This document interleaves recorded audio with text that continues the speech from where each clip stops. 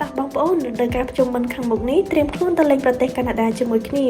បើបងប្អូនកំពុងស្វែងរកដំណើរកម្សាន្តដែលពោរពេញទៅដោយទេសភាពស្រស់ស្អាតវប្បធម៌ប្លែកៗនិងអនុស្សាវរីយ៍ដែលមិនអាចបំភ្លេចបាននោះគឺចាប់ដំណើរកម្សាន្តរបស់ Sakaru Travel គឺជាជម្រើសដ៏ល្អបំផុតសម្រាប់លោកអ្នកដំណើរកម្សាន្តនេះនឹងនាំបងប្អូនទៅកាន់ទីក្រុងល្បីល្បាញជាច្រើននៅក្នុងប្រទេសកាណាដាដែលក្នុងនោះរួមមានទីក្រុង Montreal ដែលល្បីល្បាញបំផុតអំពីវប្បធម៌បារាំងស្ថាបត្យកម្មប្រវត្តិសាស្ត្រនិងពិធីបុណ្យដ៏រស់រវើកដែលទាក់ទាញភ្ញៀវទេសចរមកពីជុំវិញពិភពលោកហើយយើងក៏នឹងបន្តដំណើរទៅកាន់ទីក្រុង Ottawa ដែលជារដ្ឋធានីនៃប្រទេសកាណាដាទីក្រុងនេះសម្បូរទៅដោយអគាររដ្ឋាភិបាលដ៏អស្ចារ្យសារមន្ទីរល្បីៗនិងសួនច្បារដ៏ស្រស់ស្អាត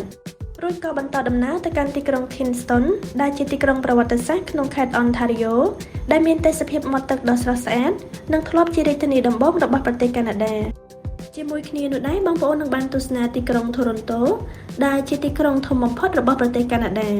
ទីក្រុងនេះមានមជ្ឈមណ្ឌលសេដ្ឋកិច្ចនិងវប្បធម៌សំខាន់ៗនិងមានអគារ Canada Tower ដ៏ល្បីល្បាញនិងពោរពេញទៅដោយបរិយាកាសចម្រុះនិងវប្បធម៌ដ៏រស់រវើកអ្វីដែលមិនគួររំលងនោះគឺទឹកធ្លាក់ Niagara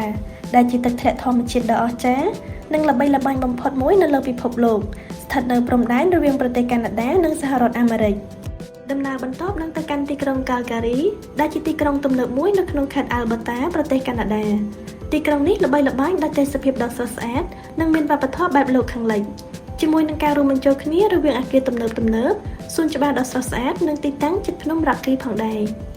ទីក្រុងនេះល្បីល្បាញដោយទេសភាពធម្មជាតិដ៏អស្ចារ្យដែលហ៊ុមព័ទ្ធដោយភ្នំមហាសមុទ្រនិងបរិយាកាសដ៏ស្រស់បំព្រង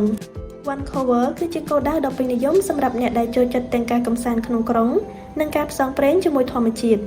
តើអ្នកដឹងទេថាទីក្រុង Vancouver គឺជាទីក្រុងដែលមានស្ថាបត្យកម្មដ៏សម្បូរបែបរួមជាមួយនឹងអគារទំនើបបំផុតនៅក្នុងប្រទេសកាណាដាហើយក៏ជាទីក្រុងចុងក្រោយដែលយើងនឹងត្រូវទៅទស្សនាមុនពេលចេញដំណើរត្រឡប់មកកម្ពុជាវិញ។